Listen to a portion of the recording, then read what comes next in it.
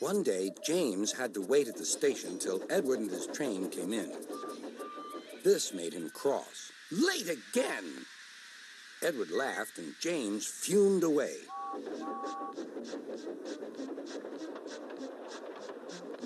After James had finished his work, he went back to the yard and puffed onto the turntable.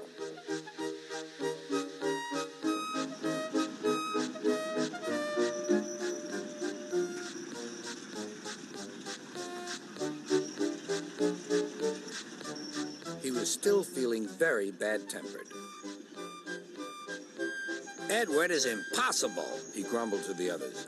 He clanks about like a lot of old iron, and he is so slow, he makes us wait.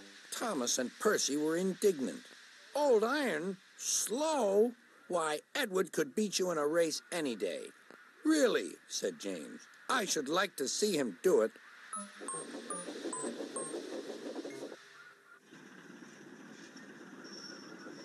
Next morning, James's driver was suddenly taken ill. He could hardly stand, so the fireman uncoupled James ready for shunting. James was impatient. Suddenly, the signalman shouted. There was James puffing away down the line. All traffic halted, called the signalman. Then he told the fireman what had happened. Two boys were on James's footplate fiddling with the controls. Phew! They tumbled off and ran when James started. The signalman answered the telephone. Yes? He's here. Right. I'll tell him. The inspector's coming at once. He wants a shunter's pole and a coil of wire rope. What for? Wondered the fireman. Search me, but you'd better get them quickly. The fireman was ready when Edward arrived.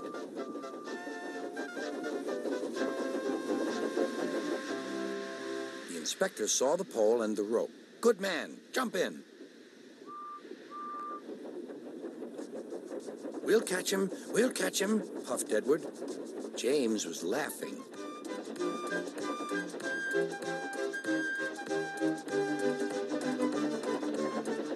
What a lark, he chuckled to himself. Suddenly, he was going faster and faster. He realized that he had no driver. What shall I do? I can't stop. Help! Help! We're coming, called Edward.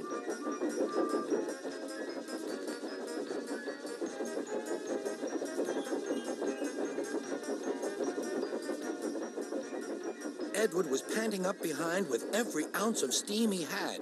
At last, he caught up with James.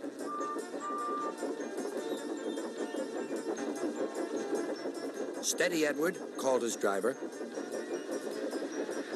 The inspector stood on Edward's front, holding a noose of rope in the crook of the shunter's pole. He was trying to slip it over James's buffer.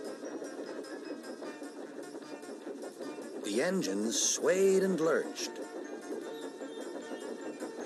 At last, got him, he shouted. He pulled the noose tight. Gently braking, Edward's driver checked the engine speed, and James's fireman scrambled across and took control.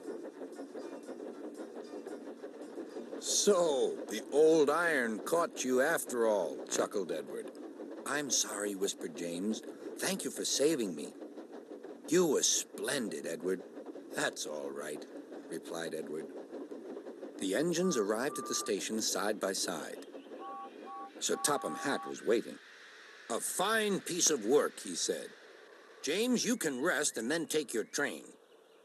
I'm proud of you, Edward. You shall go to the works and have your worn parts mended. Oh, thank you, sir, said Edward. It'll be lovely not to clank.